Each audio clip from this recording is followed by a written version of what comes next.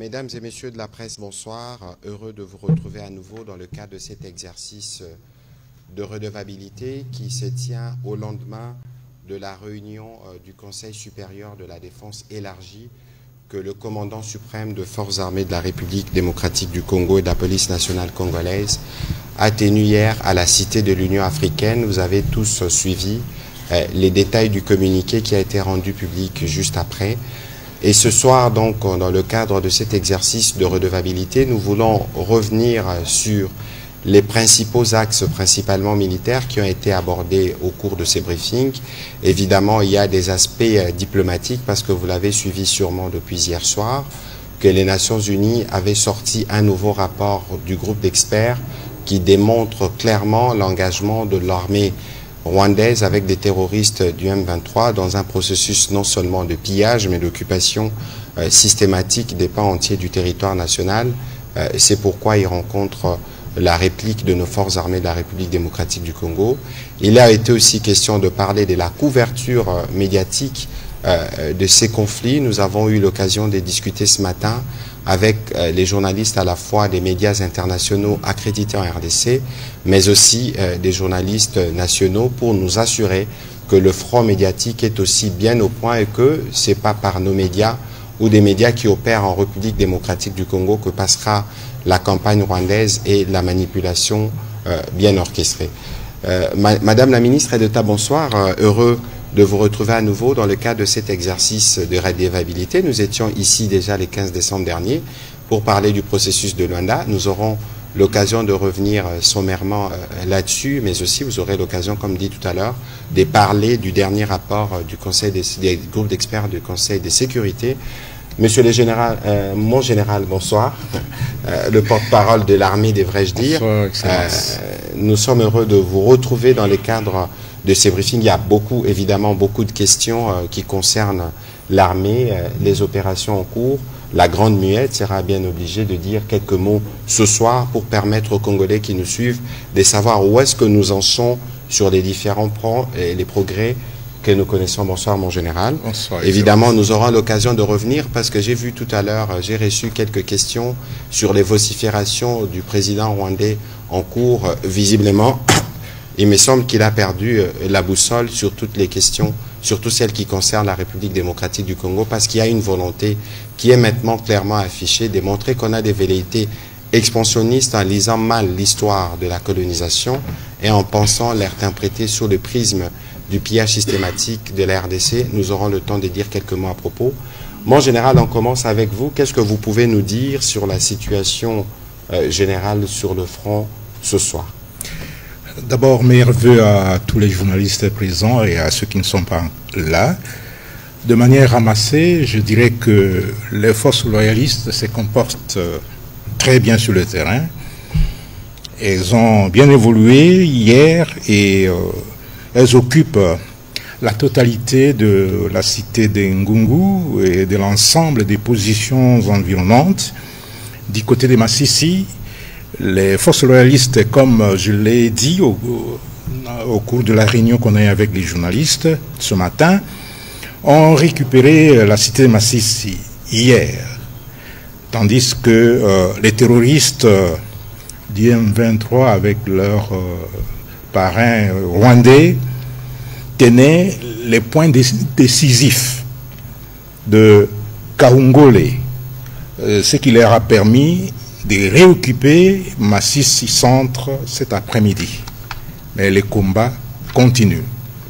Toutefois, comme je l'ai dit, les combats continuent et les forces loyalistes se sont déterminées, une fois pour toutes, à libérer cette partie en dépit des renforts des terroristes qui continuent de venir et surtout des renforts de l'armée régulière rwandaise qui continue à affluer sur notre territoire.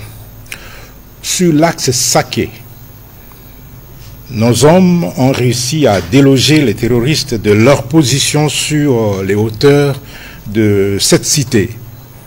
Et ce qui était là, c'était des forces spéciales rwandaises. Au front nord, les terroristes de Rwandais ont essayé ce matin de secouer nos positions, mais ils n'ont pas pu avancer car les forces armées de la République démocratique du Congo leur ont infligé une bonne correction aujourd'hui, et avec l'intervention de tous les moyens qu'on a, les moyens aériens, les moyens terrestres, l'artillerie, ils ont perdu du terrain. Partout, l'ennemi a connu d'importantes pertes en hommes et en matériel. De toutes les façons, nous rassurons. Les images sont un peu choquantes, on va demander de les flouter. Pour ceux qui nous suivent à la maison, ils pourront regarder les images des terroristes le matériel, les roquettes, les bombes qu'on a récupérées. Et puis d'autres images sont choquantes, on ne saurait pas, si on ne les a pas floutées, on ne pourra pas les diffuser.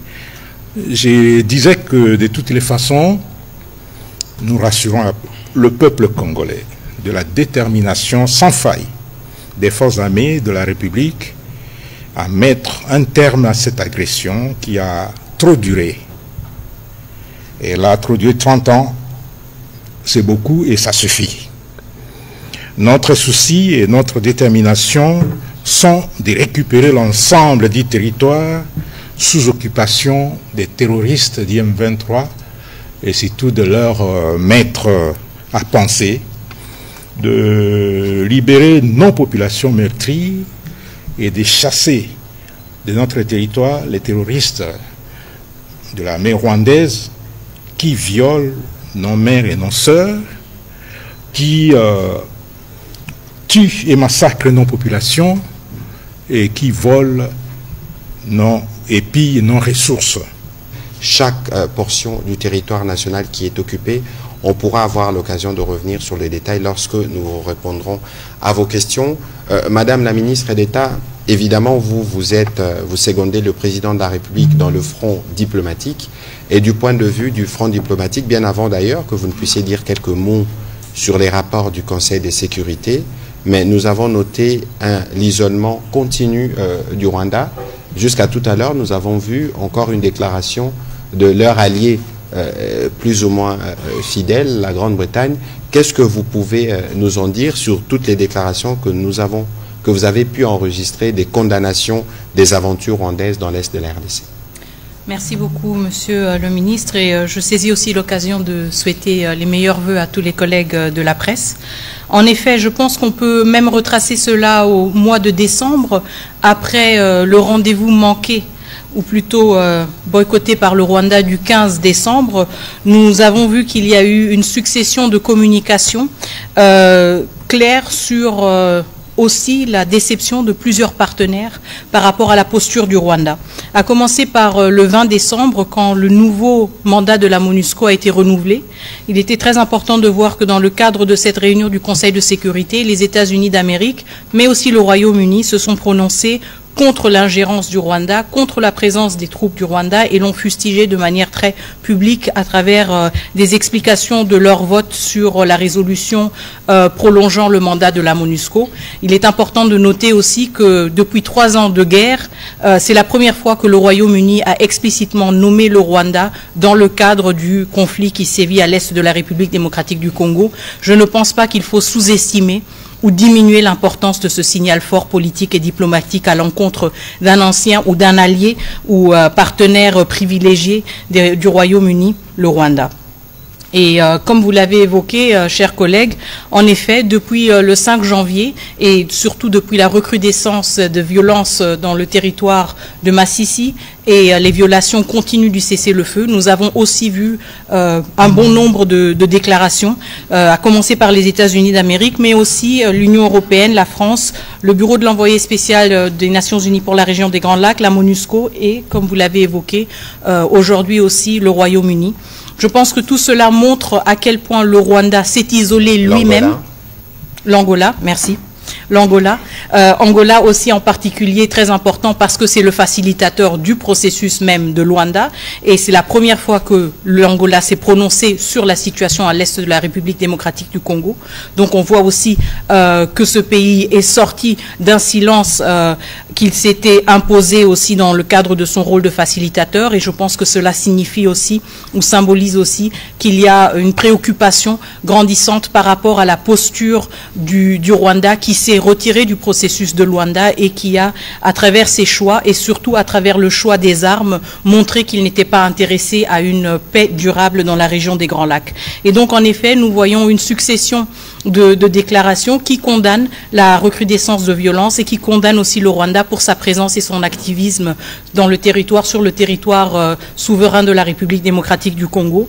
Je sais que pour certains, ce ne sont que des déclarations, mais encore une fois, je voudrais insister sur le fait que ce sont des symboles très importants dans le cadre diplomatique et que nous avons maintenant plus en plus de voix qui sont en train de s'élever et surtout qui sont en train de se désolidariser du Rwanda, qui est un pays maintenant isolé et qui doit assumer le prix politique de ses choix, à savoir le choix de ne pas venir au sommet de Luanda le 15 décembre et de ne pas participer à la recherche constructive d'une paix durable dans la région des Grands Lacs. Et maintenant, nous faisons face à un monde qui est confronté au vrai visage du Rwanda et nous saluons le fait que ce monde et que ces partenaires que nous avons soient de plus en plus explicites et vocaux dans leur désapprobation de cette posture.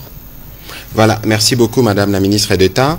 Il y a un autre volet justement de votre présentation qui concerne spécifiquement les rapports du groupe d'experts qui vient en réalité démontrer ce que le président rwandais a avoué finalement aujourd'hui à demi-mot.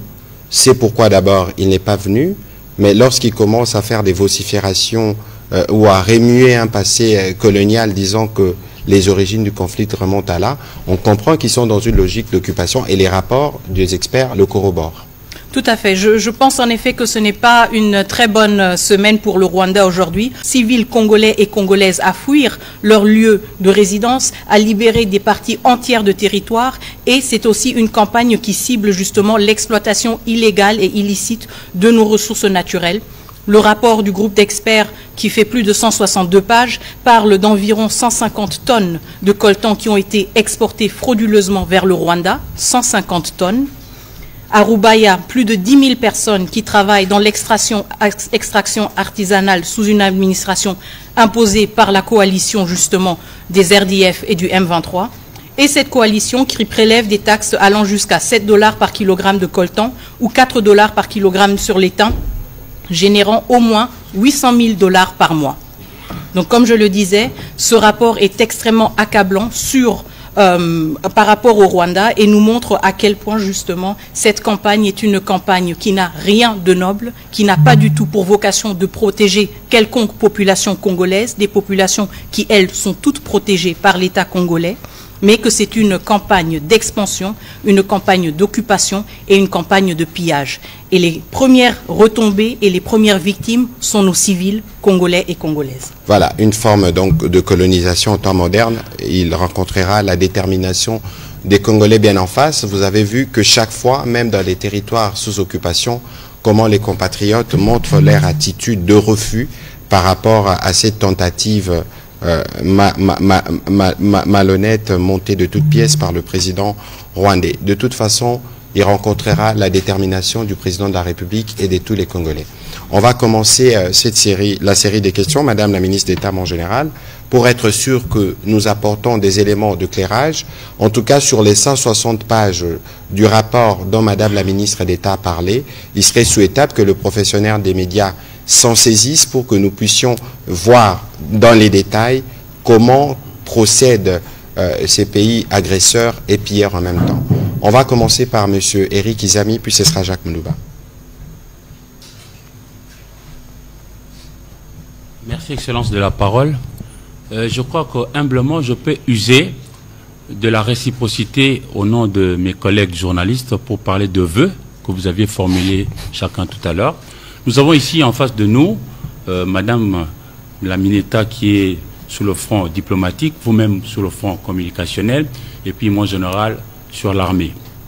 Alors, aujourd'hui, les groupes d'experts des Nations Unies venaient de publier un rapport qui met en relief l'ingérence continue, mais aussi systématique des affaires intérieures qui concernent la République démocratique du Congo.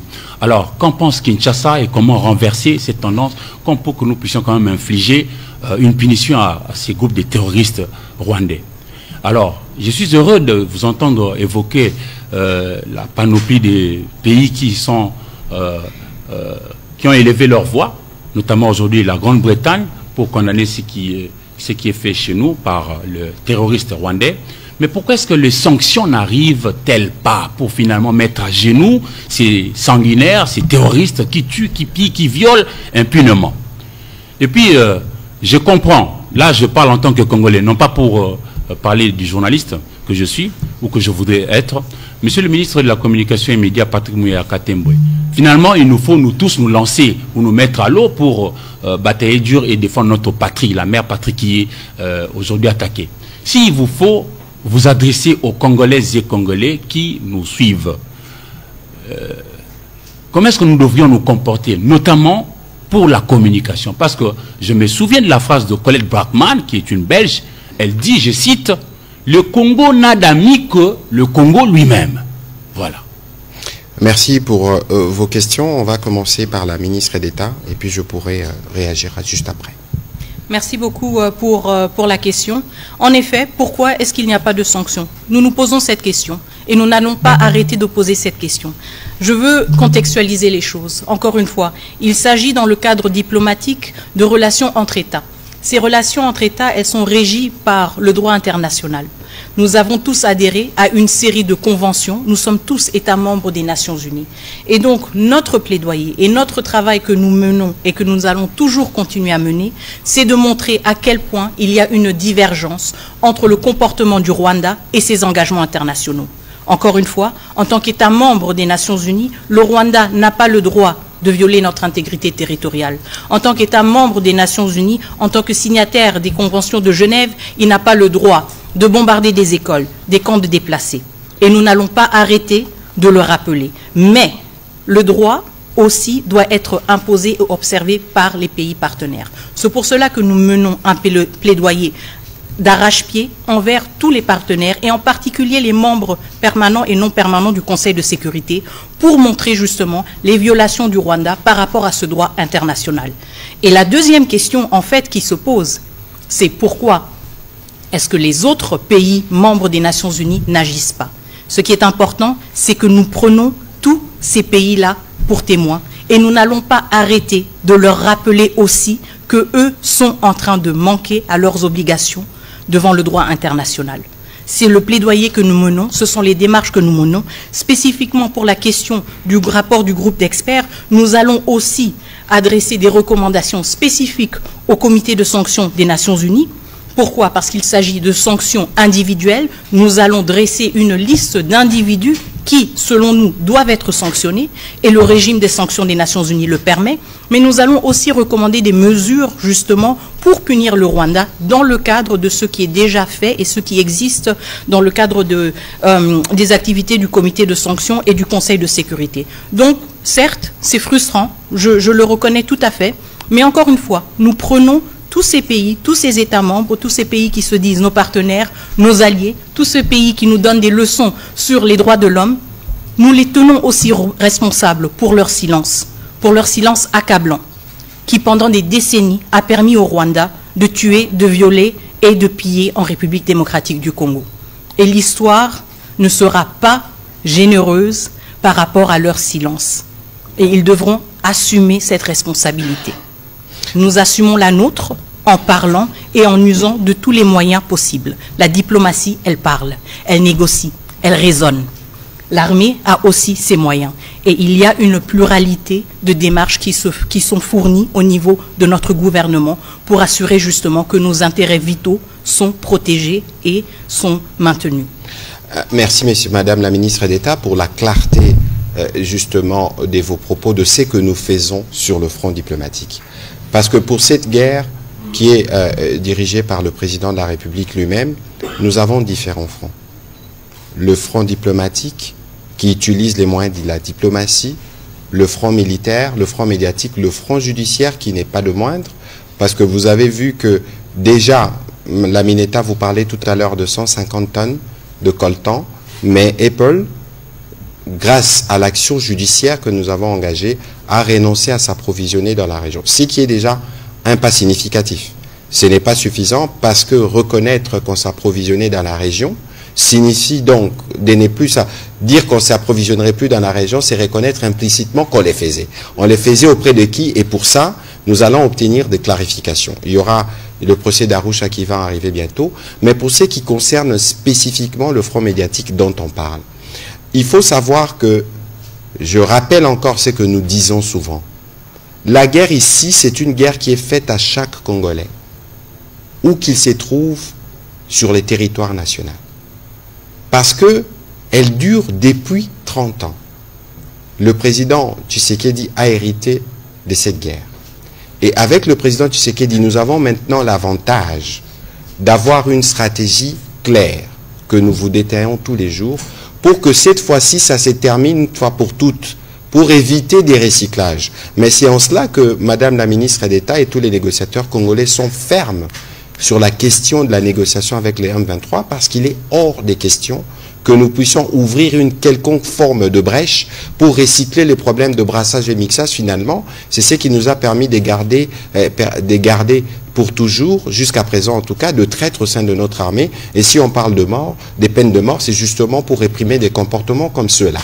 Mais alors, vous les professionnels des médias, alors ce matin nous disions, avant d'être journaliste, vous êtes des compatriotes. Vous ne pouvez pas imaginer le coût quotidien de cette guerre. Vous ne pouvez pas imaginer ce que nous dépensons dans cette guerre pouvait générer comme profit, y compris d'ailleurs pour certaines entreprises pour lesquelles vous pourrez faire de la publicité.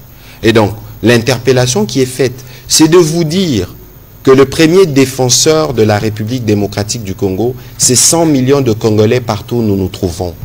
Donc, ne considérez pas que les mégas que vous avez dans vos téléphones, c'est des mégas qui doivent servir que pour vous-même. C'est des mégas qui peuvent servir pour votre pays en relayant, par exemple, ce que nous disons. Et en vous méfiant, justement, de ce qui est dilué sur les réseaux sociaux, parce que c'est là que se trouve le poison rwandais. Et vous savez que le Rwanda, c'est l'empire du mensonge, et vous suivez régulièrement les côtés un peu bipolaires de son président, qui aujourd'hui encore a péroré sur des énormités concernant la République démocratique du Congo. En résumé, ce qu'ils veulent, c'est de continuer les processus de pillage. En résumé, le Rwanda d'aujourd'hui ne peut pas vivre sans voler en République démocratique du Congo. Et quand aucun Congolais, où qu'il se trouve, ne peut accepter cela. Vous savez, les jeunes de Goma, les jeunes de la partie est du pays, qui sont nés en 94, sont nés dans la guerre, ça fait 30 ans. Pour ces jeunes-là, il y a un besoin qui pense aussi autrement. Pour ces jeunes-là, ils ont besoin que leurs enfants croissent dans un pays pacifié. Et c'est pourquoi le président de la République se bat. Et c'est pourquoi nous, on va être plus tranchants. On ne va plus laisser une quelconque forme de manipulation, une quelconque forme d'intrusion rwandaise dans notre opinion et dans notre environnement, quel que soit le canal, média ou pas, parce qu'il est temps pour nous de nous assurer que nous continuons chacun en ce qui le concerne en train de faire notre part pour mettre fin à cette guerre d'agression et nous y arriverons. On va prendre les questions de M. Jacques Moudouba et puis Dadi Songozo se prépare.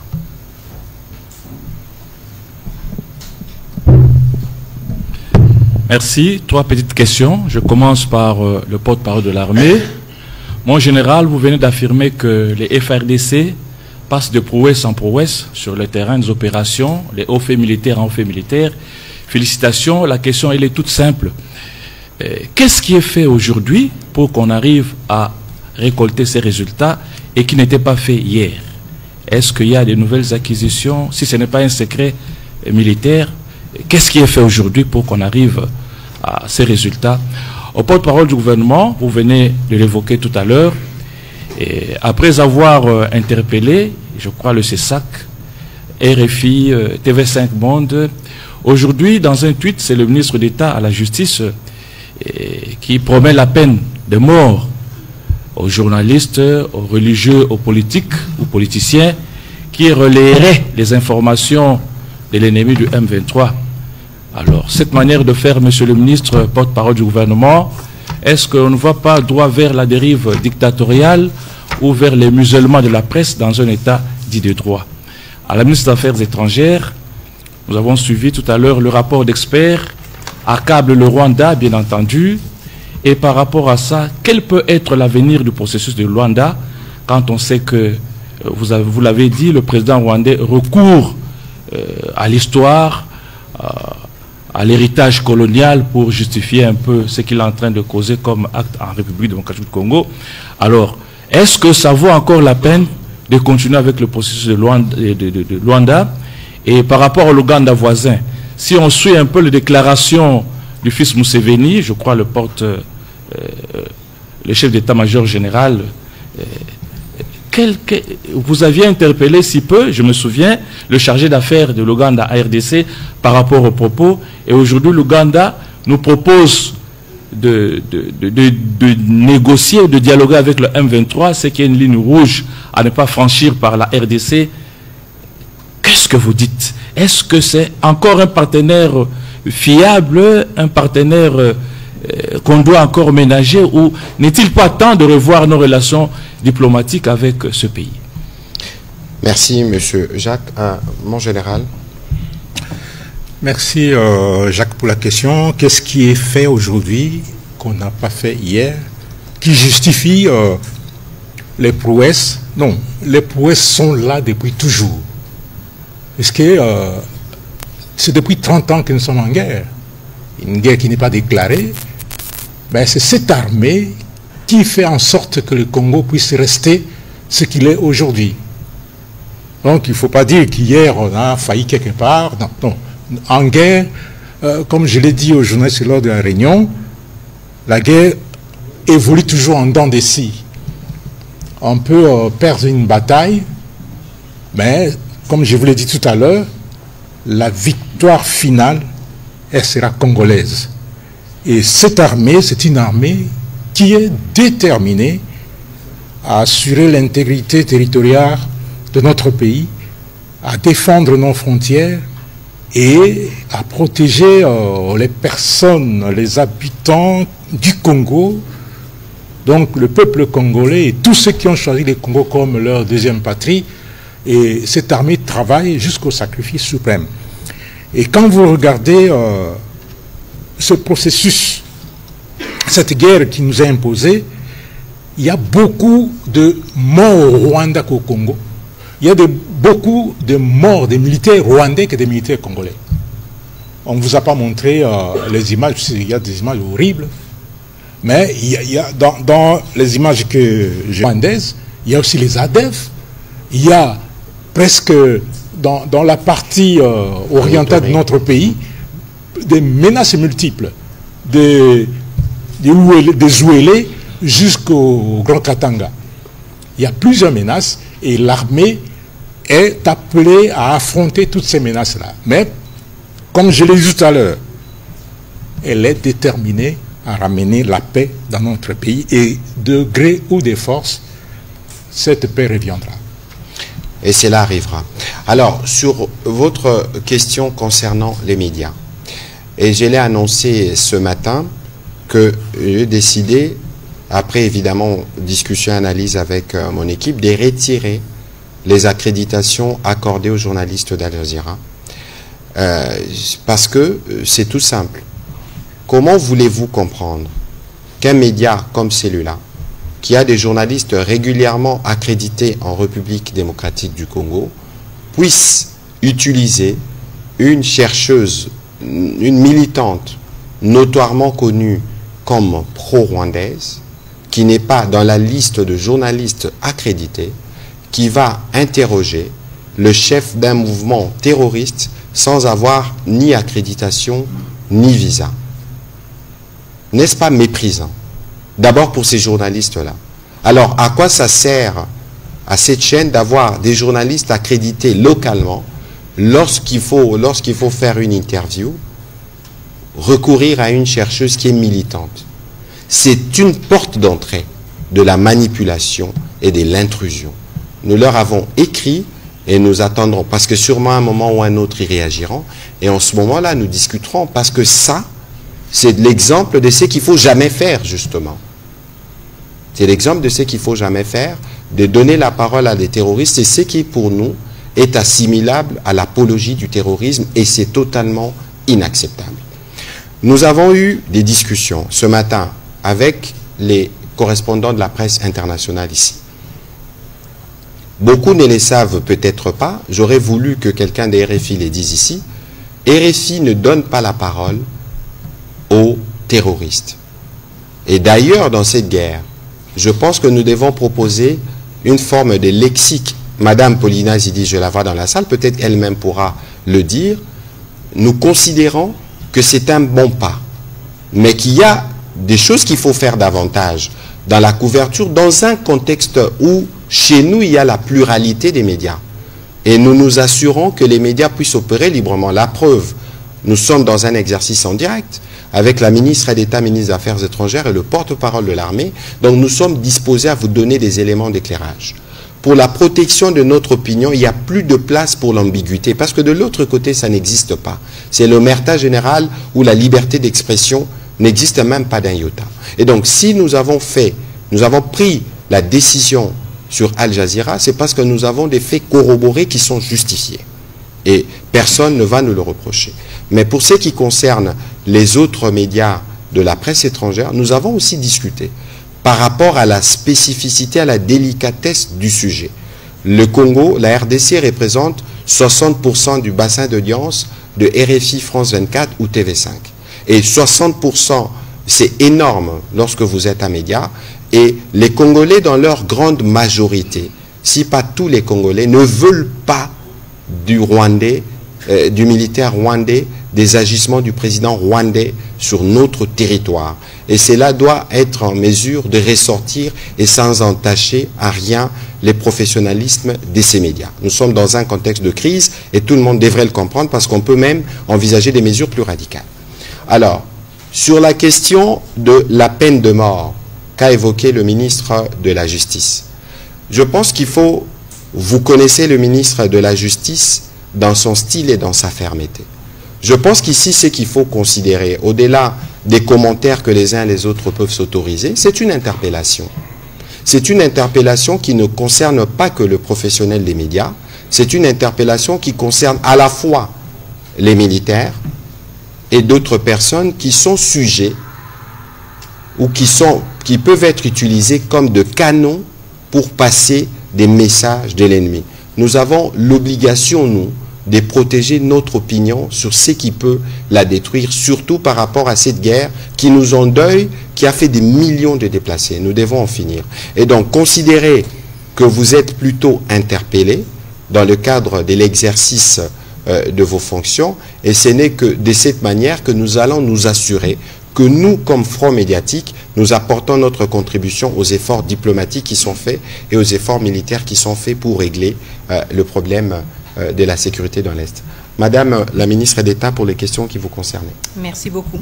Alors, tout d'abord, la question sur le processus de Luanda, son avenir et si nous avons encore espoir. Je voudrais souligner une chose. Le processus de Luanda est un processus diplomatique et qui a pour objectif de faciliter la fin des tensions entre la République démocratique du Congo et le Rwanda. Malgré le fait que le président Kagame a choisi de ne pas se rendre à Luanda le 15 décembre et d'honorer l'invitation de son homologue angolais, vous l'avez tous vu, le président Tshisekedi y était. Et je pense que c'était un signal fort et important qui montrait à quel point nous tenons à la paix, mais aussi à quel point nous respectons l'autorité, la sagesse et le mandat du facilitateur angolais qui a été désigné par l'Union africaine. Et donc, pour nous, le processus de Luanda, il a encore lieu d'être. Il est mis à l'épreuve actuellement à cause du comportement du Rwanda. Nous allons donc attendre et voir si le Rwanda va peut-être retrouver le chemin de la raison. Mais notre position est claire. Nous voulons la paix. Nous respectons l'autorité du facilitateur angolais.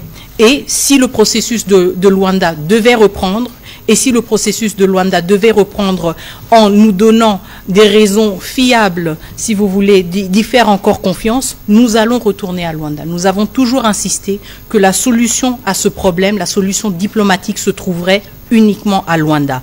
Pas à Zanzibar, pas je ne sais pas où. Nous avons toujours été très clairs. Le problème, c'est qu'apparemment, Kigali a peur de Luanda. Mais ça les concerne eux, pas nous. La deuxième question par rapport au général Muhoozi est nécessaire.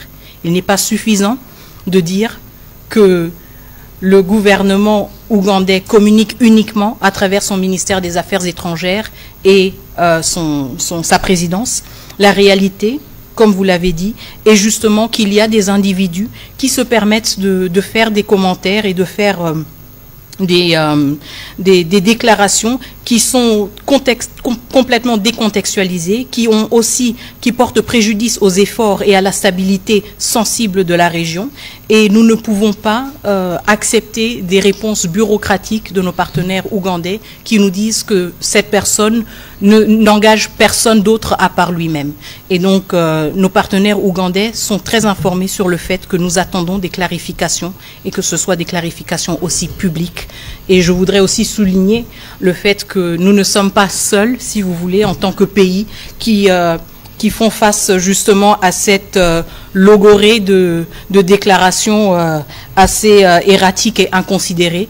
Il y en a eu plusieurs à l'égard du Soudan, du Sud-Soudan et d'autres pays de la sous-région. Je pense que nos amis ougandais ont suffisamment de matière pour se pencher sur cette question et pour trouver une solution et la communiquer de manière crédible envers tous les partenaires qui ont raison d'être préoccupés par cette forme assez particulière de communication. Voilà, merci. On va prendre les questions de Dadi Songozo. Bon, le président rwandais a peur de Luanda, sûrement parce qu'il ne veut pas que ce soit le cimetière de son enfant chéri, les mouvements terroristes M23. Allez-y, s'il vous plaît. Merci. Tout à l'heure, vous avez parlé de pays qui ont dénoncé la reprise des hostilités dans la partie est du pays. Il y a la France aussi qui a donné de la voix. La question que nous aimerions poser, qui a,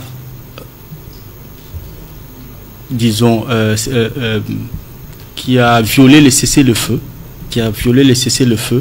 quand aujourd'hui on parle des hostilités? Et ce sont les FRDC ou le Rwanda? À qui destinez-vous votre question, s'il vous plaît? Au général Sylvain Ekenge, qui a violé le cessez-le-feu. Et qu'on dit l'Angola qui joue la médiation. Notre question, la deuxième, s'adresse au ministre de la Communication et porte-parole du gouvernement. Il y a eu une réunion du Conseil supérieur de la défense et les médias ont été, je ne parlerai pas de criblés, parce qu'il y a une responsabilité des journalistes dans ce qui se passe, selon ce que vous nous avez dit ce matin. Quelles sont les dispositions prises pour permettre aux journalistes de pouvoir travailler professionnellement, c'est-à-dire avoir les informations de part et d'autre sans se tirer des ennuis, parce que c'est de ça qu'il s'agit. Merci. Merci. Mon général, Madame la ministre d'État, je pense que sur la première question destinée au général, sur la violation du cessez-le-feu, vous pourrez le compléter en ce qui concerne le mécanisme de suivi justement qui se charge de superviser tout ça. Allez-y, mon général. Oui, merci, mon ami. Je ne suis ni politique, ni diplomate, je ne suis que militaire. Mais la première réponse que je dois vous donner, c'est que vous connaissez qui a violé le cessez-le-feu. Vous, tel que vous êtes là. Vous connaissez qui a violé le cessez-le-feu. Vous êtes sur le front médiatique, obligatoirement. Vous connaissez qui a violé le cessez-le-feu, et c'est exactement les Rwandais. Madame la ministre d'État vient de nous le dire ici, que la RDC a toujours respecté ses engagements. Et ce n'est pas la première fois qu'on a connu le cessez-le-feu. La RDC a toujours respecté sa parole et ses engagements, mais c'est les Rwandais, et surtout Paul Kagame, qui ne respectent rien. qui ne suit que ses instincts. Et ce sont les Rwandais qui ont violé le cessez-le-feu, qui ont commencé à nous attaquer. Et nous, on ne peut pas croiser les bras, nous avons réagi et nous le faisons de la même manière. Et d'ailleurs, quand je répondais à la première question, j'espère que vous avez vu cette image dans les réseaux sociaux. Un colonel rwandais, le lieutenant-colonel Nzitonda, qui s'est pendu. Il s'est pendu, et avant de se pendre, il a laissé ce message, qui est un testament. Et mon secrétaire particulier qui parle correctement anglais l'a traduit, et ce message dit ceci, testament du lieutenant-colonel rwandais Jacques Nzitonda. Je m'appelle lieutenant-colonel Jacques Nzitonda.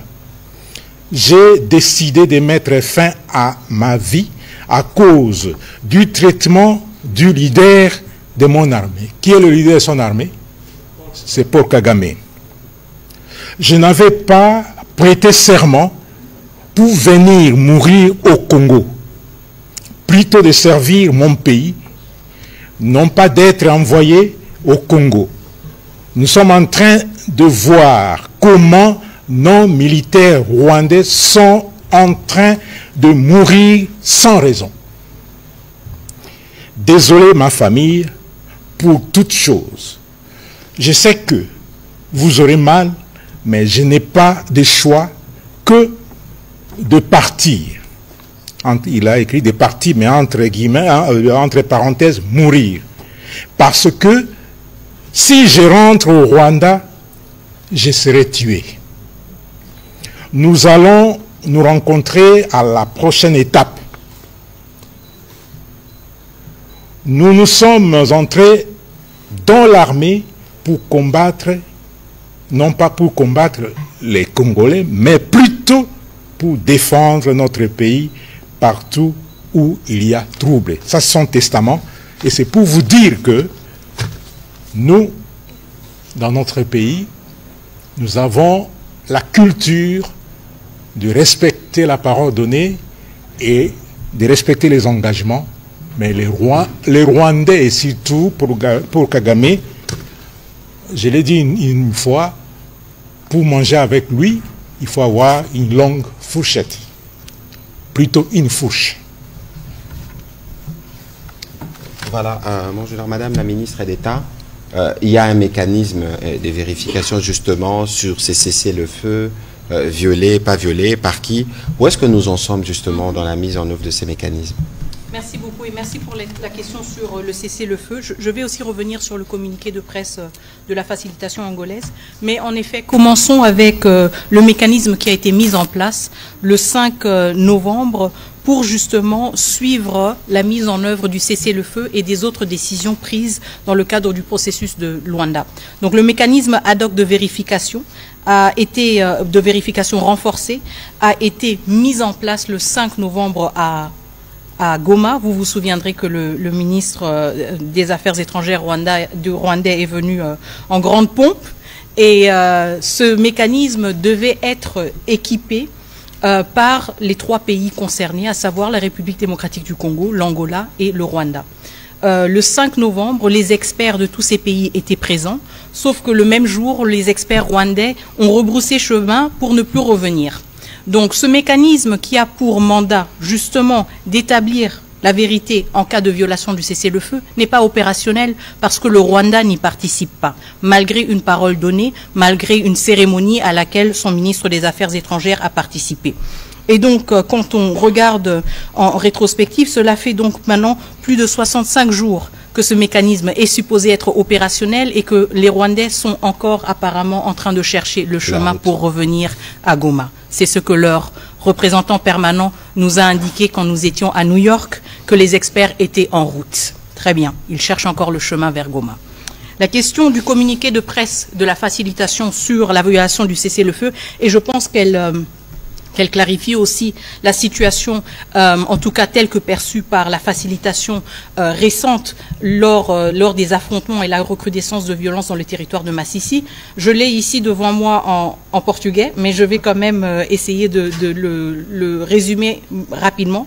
Le gouvernement de la République d'Angola regrette de forme la plus énergétique la reprise ou la prise du territoire de Massissi, province du Nord Kivu, par le mouvement du M23, qui a eu lieu le 4 janvier 2025. Donc c'est clairement attribué au M23. Cette action irresponsable compromet gravement les efforts de pacification du conflit qui règne dans l'Est de la République démocratique du Congo et représente une violation flagrante du cessez-le-feu entré en vigueur le 4 août 2024. Dans ce contexte, et je pense que c'est ce paragraphe qui est le plus intéressant pour nous, le gouvernement de la République d'Angola manifeste sa profonde préoccupation face à l'escalade du conflit et de la conquête illégale de territoires dans la République démocratique du Congo, qui constitue également des violations de l'intégrité territoriale de la République démocratique du Congo et de sa souveraineté, telles que stipulées dans l'acte constitutif de l'Union africaine et de la Charte des Nations unies. Je pense que c'est un message très clair qui montre aussi, comme nous l'avons toujours dit et comme cela a toujours été notre message dans notre plaidoyer, le Rwanda est en train de violer tous les actes constitutifs, tous les actes sacrés, si vous voulez, de la communauté internationale dont nous faisons tous partie. Et ça montre que le Rwanda ne fait pas partie des États qui respectent leurs engagements. Il viole l'intégrité territoriale, il viole la Charte des Nations Unies, il viole l'acte constitutif de l'Union africaine. Et maintenant, tout le monde doit faire face à cette réalité. Cet État qui a été chouchouté par les uns et les autres pendant des décennies est en fait un État voyou qui n'a aucun respect pour le droit international et pour les peuples avec lesquels il est supposé cohabiter de manière pacifique. Et qui fait preuve du mépris vis-à-vis du médiateur désigné par l'Union africaine pour la résolution de la crise. Alors, vous savez, Monsieur Dadi Songozo, nous, en République démocratique du Congo, derrière le président Tshisekedi, lorsqu'on parle de questions de droits de l'homme, des questions de liberté de la presse, nous le faisons par conviction. Si vous lisez l'article 123 de la nouvelle loi sur la presse, vous allez lire là-dedans qu'il est interdit, entre autres, de propager des éléments qui peuvent troubler l'ordre public. Ce n'est pas nous qui allons vous apprendre comment faire votre travail que vous faites déjà. Ici, nous, on n'est pas extrémistes, hein, un peu comme on a vu l'exemple européen où les médias russes ont été bannis sur le continent. C'est des choses que nous connaissons, c'est des choses que nous vivons. Et donc, nous, on n'est pas dans un contexte comme celui-là. Et pour les cas de Al Jazeera, c'est parce que nous avons des faits qui démontrent, et personne ne va nous contredire, sur le fait que ce qu'ils ont fait l'apologie du terrorisme. Mais pour le reste, il y a besoin pour vous de tenir compte du contexte de crise dans lequel vous évoluez pour que votre média ne puisse pas être catégorisé. Vous savez qu'en politique, la perception compte pour beaucoup. On ne va pas refaire les débats ici. Mais il faut considérer que nous avons toujours été accessibles au moins une fois par semaine. Nous avons un exercice de redevabilité pour lequel, au cours duquel nous répondons de manière claire et franche à vos questions. Sur ce qui concerne les questions opérationnelles, vous comprendrez avec moi que c'est des questions qui ne peuvent pas être traitées au rythme des médias.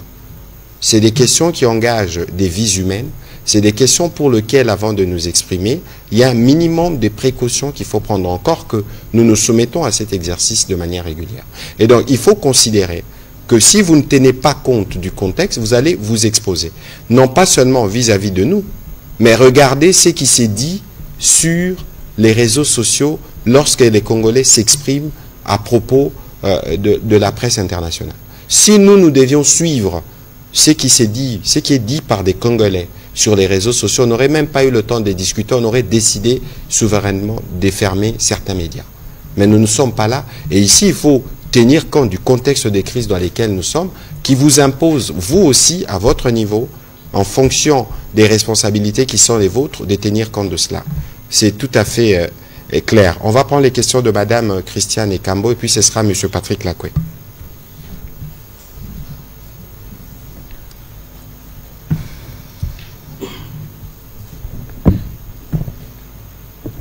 Merci, monsieur le porte-parole. Ma question s'adresse au porte-parole militaire.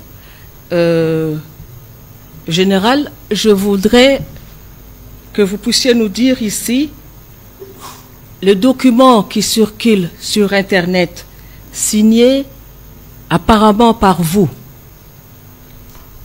qui date du 4 janvier. Est-ce que vous avez vu ce communiqué de presse? Est-ce que c'est bien vous qui l'avez signé? Il s'agit, moi je regardais ce document, mais c'est l'entête qui m'a fait tiquer. Alors, c'est un document qui porte sur quoi? Le document dit ceci.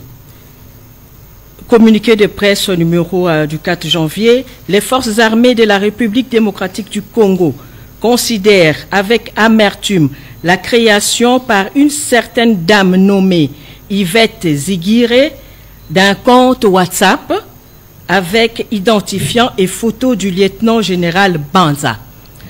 C'est-à-dire que ce compte-là parlait déjà du général Banza et que les forces armées de la République démocratique du Congo mettent en garde tous les officiers et leur demandent de ne point prendre en considération les messages envoyés par ce compte, fabriqué par cette dame au service de l'agresseur rwandais et du M23.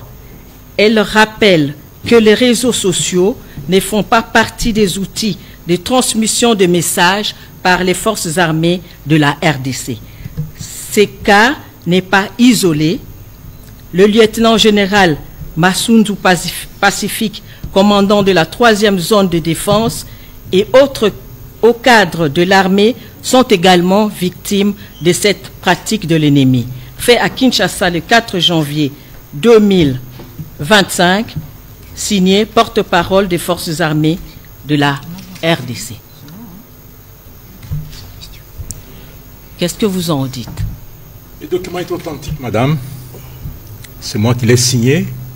Il y a un cachet, il y a ma signature, il y a l'entête du porte-parole de l'armée. Et le document est authentique. Je ne sais pas. Vous savez que le Rwanda a une armée numérique. Et on a un problème aujourd'hui avec le brouillage de l'espace aérien de Goma, qui risque de causer une catastrophe aérienne dans cet espace-là, du bruit à partir de Gisenyi.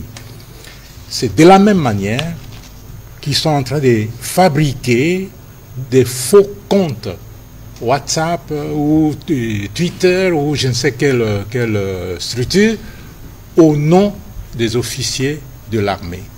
Et c'est pourquoi nous avons alerté, mis en garde, puisque nous avons nos canaux de transmission des messages officiels. Nous ne transmettons pas nos messages officiels à travers les réseaux sociaux. Nous avons notre réseau de l'armée pour transmettre nos messages. Mais il y a des messages, des ordres qui sont donnés à travers ces plateformes numériques, alors que ça ne peut pas être militaire. Les militaires ne donnent pas les ordres à travers les plateformes numériques. Nous avons nos réseaux, nous avons tout un service, un corps des troupes de transmission qui existe dans notre pays et qui a mis en place des réseaux de transmission des messages, des réseaux codifiés et des réseaux qui sont sécurisés. Et cette dame, on l'a identifiée, elle est à Goma, et je pense qu'elle a fui parce qu'on l'a nommée, et elle a toujours été au service du Rwanda pour créer ce genre de plateforme au nom des officiers congolais. Et nous avons effectivement, ce message, c'est un message qui est authentique et officiel. Alors c'est ici les lieux de rappeler ce que nous disons toujours. Parce que nous sommes disponibles pour communiquer. Ne prenez pas pour l'argent comptant ce que vous lisez sur les réseaux sociaux. Parce que les réseaux sociaux aujourd'hui sont infestés. Ce n'est pas pour rien que lorsque nous parlons aux professionnels de médias que vous êtes, nous parlons du front médiatique pour attirer l'attention. De toute évidence, nous sommes disposés, lorsqu'il y a des informations, à les vérifier, à les authentifier. Abstenez-vous de partager tout ce que vous lisez sans vérifier auprès de sources que vous connaissez. parce que c'est aussi par là que passe la manipulation. Alors, on va prendre les questions... Excellence, il y a même un faux compte au nom des FARDC, armée officielle. Hein, il y a le honorable Eric qui m'a envoyé un message aujourd'hui. J'ai promis de lui envoyer les comptes numériques des FARDC, hein, qui sont officiels, qui sont certifiés. Les autres comptes que vous voyez au nom des FARDC sont les comptes pirates. De toute évidence, nous allons continuer à travailler étroitement avec l'armée, mais aussi avec les médias, pour apporter des réponses claires. Alors, on va donner la parole à M. Patrick Lakoya, M. Jesper Labunda. Ensuite, on prendra une question en lingala et on clôturera, Madame la ministre d'État, en lingala pour le général et en anglais pour vous, pour le public anglophone qui nous suit, parce qu'il est important aussi que les messages puissent passer dans la langue de Shakespeare. Allez-y, s'il vous plaît. On prendra, après celle de M. Jesper Labunda, les questions en lingala. Ce sera Jimmy Mukendi et on terminera cet exercice. Ou Fabrice.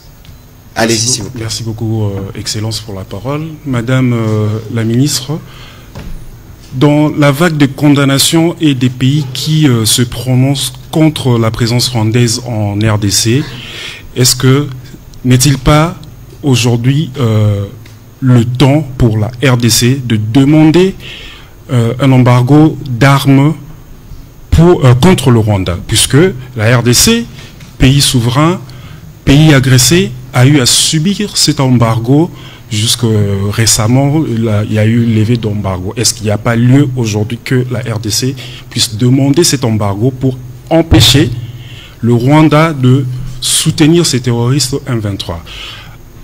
Au général porte-parole de l'armée, est-ce qu'on peut avoir de manière chiffrée le nombre de victimes des terroristes rwandais du M23 à ce jour? Parlons au moins des derniers affrontements qu'il y a eu. Monsieur Jesper Labunda. Merci pour la parole accordée. Monsieur le ministre, porte-parole du gouvernement, vous ne cessez de sensibiliser le média, mais également l'opinion nationale sur les informations qu'il faut vraiment prendre avec beaucoup d'attention sur les réseaux sociaux. J'allais un tout petit peu poser la question, c'est un plaidoyer au porte-parole de l'armée.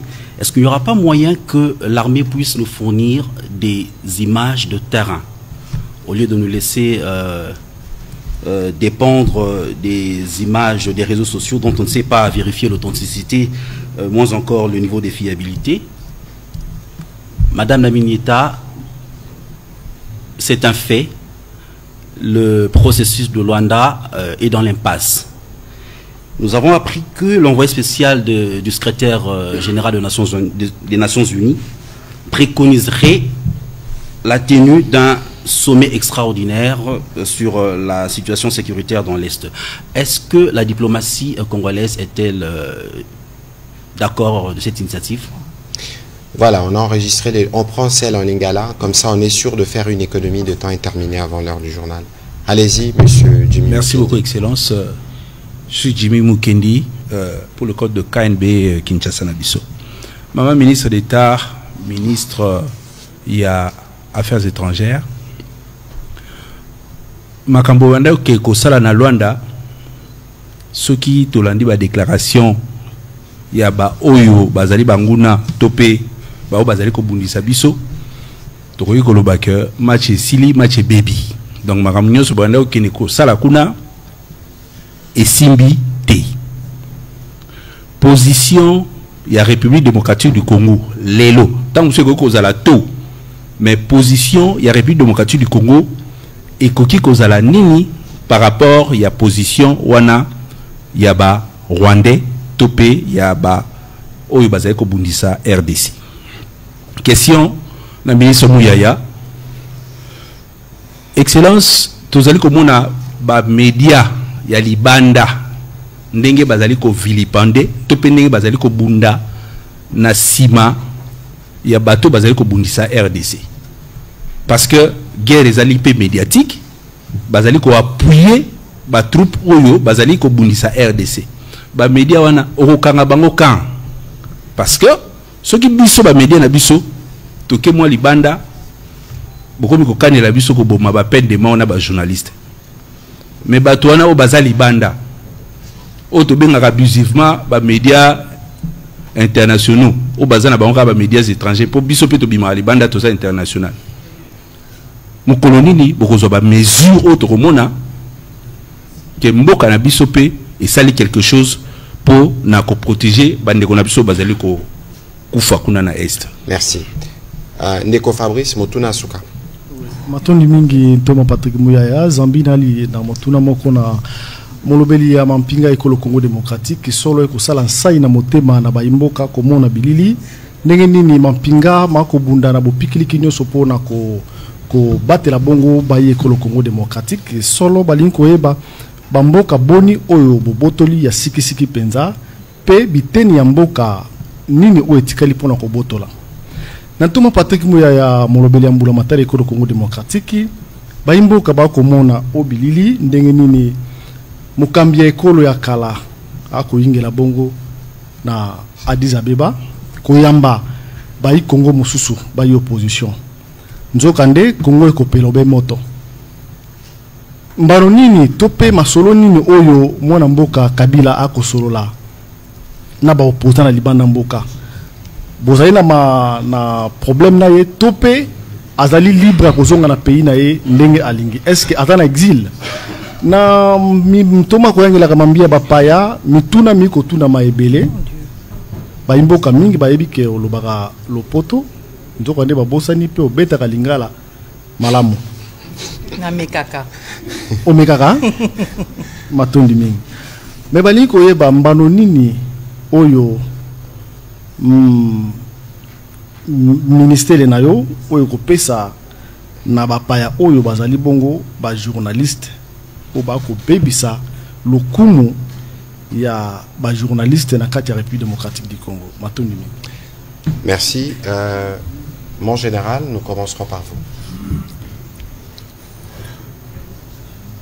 Nombre chiffré des terroristes RDF M23 neutralisés, ça c'est une question que personne ne peut répondre. Même eux-mêmes, des fois, ils ont des difficultés pour répondre à cette question. Il n'y a que les gens qui peuvent compter les morts qui peuvent répondre à la question avec exactitude. Mais c'est que nous pouvons vous dire, et comme je l'ai dit et je le répète, il y a la guerre, c'est un jeu de la mort. Quand vous voulez la guerre, c'est que vous voulez la mort. Et la mort n'est pas que chez les agressés, la mort est aussi chez l'agresseur. Et surtout que la guerre se passe où? Sur notre territoire.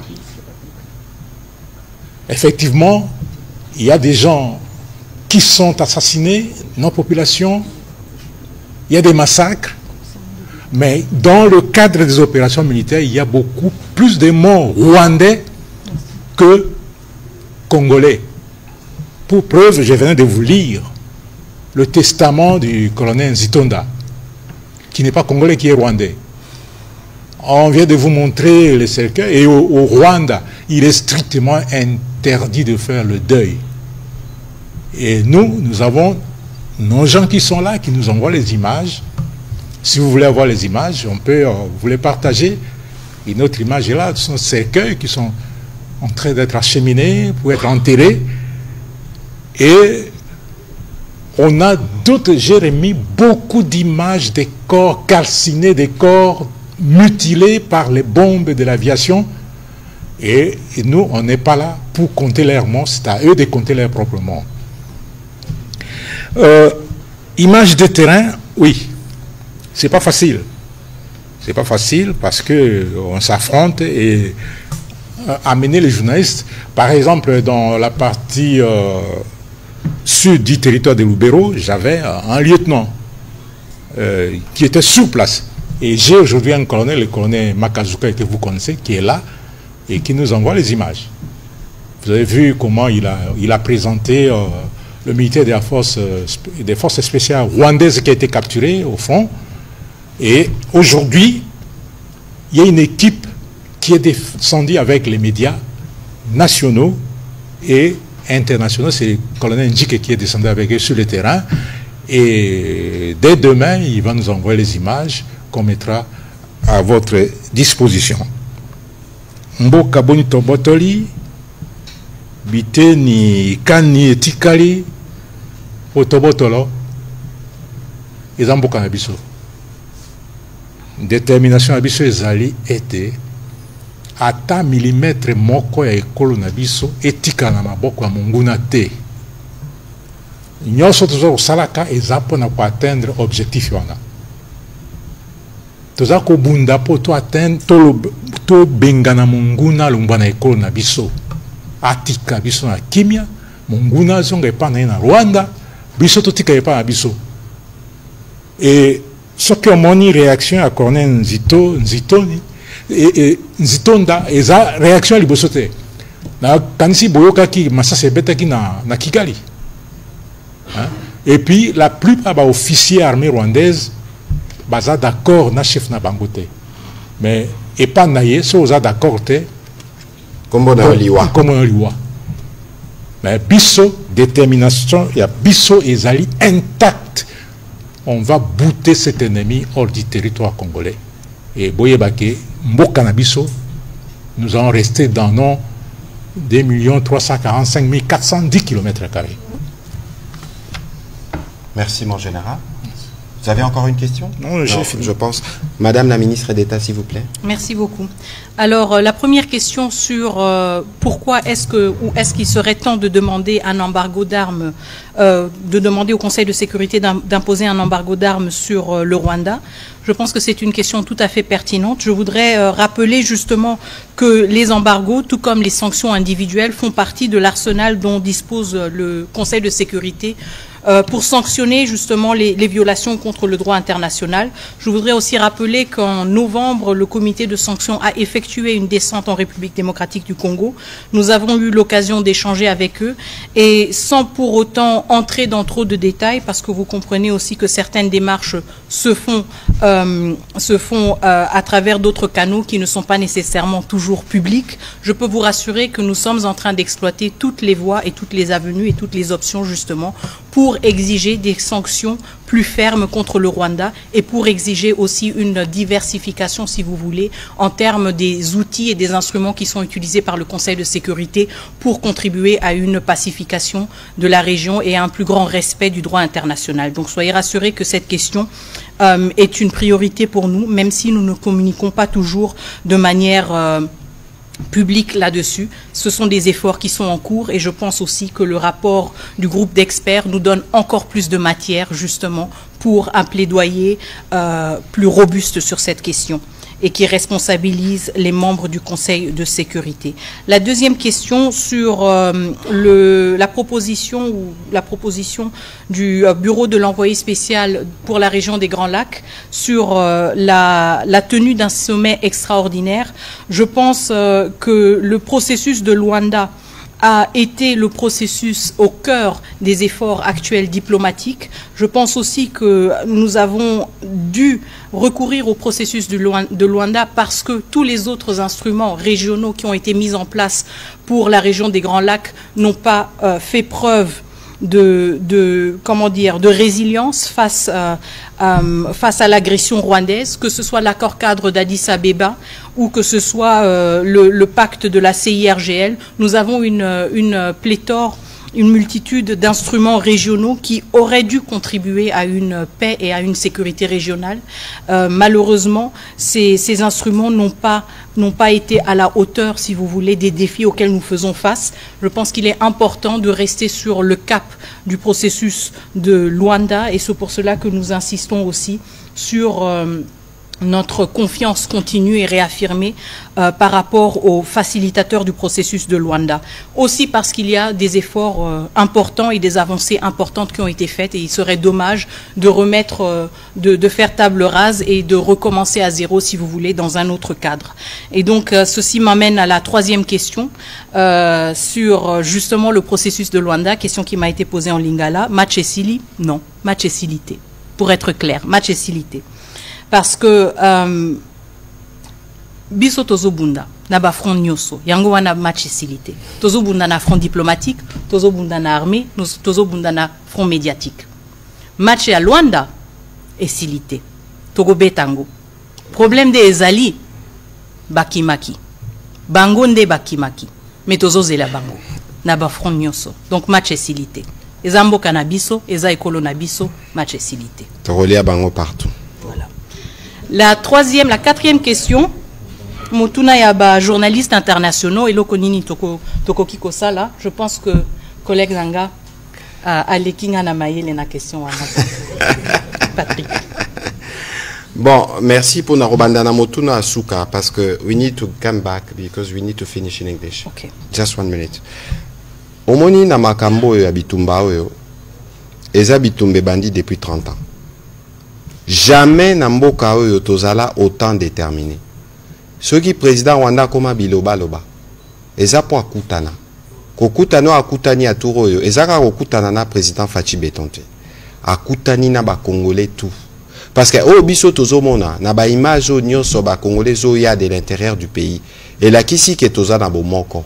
Yango ne ko sala ke tolonga bitumba. Omoni siko na bitumba oyo tozobundango na ba front mitano. Ndenge mama affaires étrangères à l'Obiawa. Nao etali ba média biso toza ndenge moko na bango kunate. Parce que biso a toza na pluralité des médias et pluralité d'opinion. Ça veut dire que ba pandisango basala ramusala na bango ndenge longo bani. Ya turo yo biso tolobi na explica ki na dopoto marambo bato Al Jazeera basali. Bozara na ba journaliste awa. Bosale li bango te, bozui journaliste moko kutu militante. Toyebiye aza pro Rwanda bozuye sans accréditation, sans visa, à côté d'un territoire, à quelque solo là, na mokambi ya ba terroriste. Waneza soutien à terrorisme. Yango tote de mili bango. Bao mususu, bazana droit na bango ya continuer couverture. Kasi, il faut baye bake, mboka na biso eza na bitumba. L'herbino bozo sa la couverture, na mboka baninga na bitumba. Il faut bozala, na moi libemia, ya makasi pona kotala est-ce qu'information tokopesa et ko sunga binemi tote yango masolo tobetaki na bango lelo eza lango intimidation teza interpellation po biso nde tovandi boye tozo bunda pona bomoko ya ekolo na biso. Donc il faudrait pas que média onani o mutu moko songolo pakala aza la raison e ko perturber bitumba na biso pona kokoma wana yango biso lelo to invitera bino ba média na discours ya fermeté. Ndeko Fabrice ta motuna na yo na Rolanda kuna na katite. Biso a tozoloba to rosala kozonga dans le passé, on fera pas de retour vers le passé. Biso a tozota la présent na futur parce que na présent tozobongisa au passé ça la quitté. Pour tout préparer lobby à bana Congo. Je pense que yango wana ndeza na mutuya parce que passé au bazo ngaba proposer biso za passa bitumba. Yango tozana ngo déjà. O tozana ngwa bozolo ba supplétif na ba on atanga rakomote bino bokanse za randenge nini kasi biso ya lelo ya motuya eza kotele mao ba congolais nyonso ba telemi na sima mokonzi ya mapinga pe na sima ba forces armées tolobaka bendele ko yate tolobaka tout pour la patrie parce que biso nyonso faut totele ma bitumbo tolongango na bisika nyonso. Voilà, madame la ministre d'État, just some few words in English to conclude this meeting. There's no question? No questions. You can just like explain what are our reactions after the last report of United Nations Group of Experts. Okay, perfect. And about the issue of Luanda process. Okay, perfect. Thank you. So just to conclude on some of the key diplomatic recent events, we particularly want to highlight and welcome the numerous declarations that we have seen from partners and allies of the Democratic Republic of Congo, but also of the greater Great Lakes region that have condemned the violations of the ceasefire. We believe it is important because they highlight to what extent Rwanda is isolated in its posture that has privileged war, that has privileged being in allegiance with the M23, a terrorist group, over showing up at the 15th December meeting summit that was announced by the Luanda facilitation. And so we take note of this isolation, and we also take note of the fact that the recent report of the UN group of experts highlight and presents tangible evidence in terms of Rwanda's campaign in Eastern DRC, a campaign that is aimed towards seizing sovereign territory of the DRC, terrorizing Congolese citizens, and pillaging our natural resources. In this regard, we remain resolute in our efforts and determination to continue shedding light on this violation of international law, but also to holding all stakeholders accountable, not just Rwanda, but also the members of the United Nations Security Council, the members of the African Union Peace and Security Council, as well as partners and allies of the Democratic Republic of the Congo and the Great Lakes region. This is a humanitarian catastrophe, a violation of international law, and it deserves the attention of all stakeholders, and we will not relent in holding everyone accountable in regards to their silence and their inaction. Thank you. Okay, some word about the last United Nations Group of Experts. I said something. Voilà, Madame la Ministre, merci beaucoup. Mon général, toi aussi, ça n'a lingala. Et là, on y a que le banaba congolais, bazota la biso na pourquoi là. Que mo konza ya mapinga na biso. Poto benga na lopoto commandant suprême. Nde akosilisa carrière terroriste ya Kagame. Alors, biso na bino, toza mukumba ya kusunga ye, po asilisa carrière ya Kagame, carrière na ye, ya lolendo, carrière ya terrorisme, et sila. Mukumba na eza, epa na bino, lokwa bapanisango, mpe biso, lokola, babundi, mpe, oyoki mamandenge ya lobi, maman ministre d'État ndenge alobi na epai na ye na diplomatie et puis général civil na biso akokamba biso na communication biso nde tokosunga mokonzi ya mboka na biso mokonzi ya mampinga po tosilisa carrière ya terroriste munene wana. Voilà, merci beaucoup mon général. On va terminer cet exercice de redevabilité en reprenant ce que le président de la République nous dit régulièrement, c'est que les Congolais doivent se mobiliser. Se mobiliser autour de lui, autour de nos forces armées de la République démocratique du Congo, pour qu'une fois pour toutes, nous puissions finir avec cette situation d'agression. Vous avez suivi encore cet après-midi le président rwandais, dans ses hallucinations, tenter de remettre en cause les frontières, parce que finalement cette guerre est une guerre de pillage, est une guerre d'expansion, avec des tests de colonisation qui se passent actuellement. On veut dépeupler les Congolais de leur territoire, on veut nommer des administrations parallèles, mais tous ces faits, nous les documentons, et sur les 5 fronts militaires, diplomatiques, médiatiques, judiciaires et économiques, nous allons nous battre jusqu'à ce que nous allons vaincre sur tous ces fronts l'ennemi qui est aujourd'hui dont les visages est connu, à savoir le président rwandais Paul Kagame. Yango tokoloba, bisonyo sondenge tolobaka bendele koyate. Bisonyo sotosimbaka bendele bisika tozali. Bisonyo sotozaba na ekolo moko o tolobaka tout pour la patrie. Yango na sepela kimingi na milulo tozaki na ona tongo na bapandisango. Les journalistes, je crois, il ne faut pas prendre peur. Nous vous avons interpellé sur votre rôle patriotique pour la défense de la patrie. Binope Bozolanda Bisonandaku, nous vous demandons de continuer de soutenir le président de la République et les forces armées, mais aussi tout le gouvernement autour de Madame la Première ministre Judith Suminwa, parce que nous ne ménageons aucun effort pour nous assurer que l'intégrité de notre pays est restaurée et que tous les Congolais, partout où ils sont, peuvent vivre en paix dans leur propre pays. Merci et bonne soirée chez vous.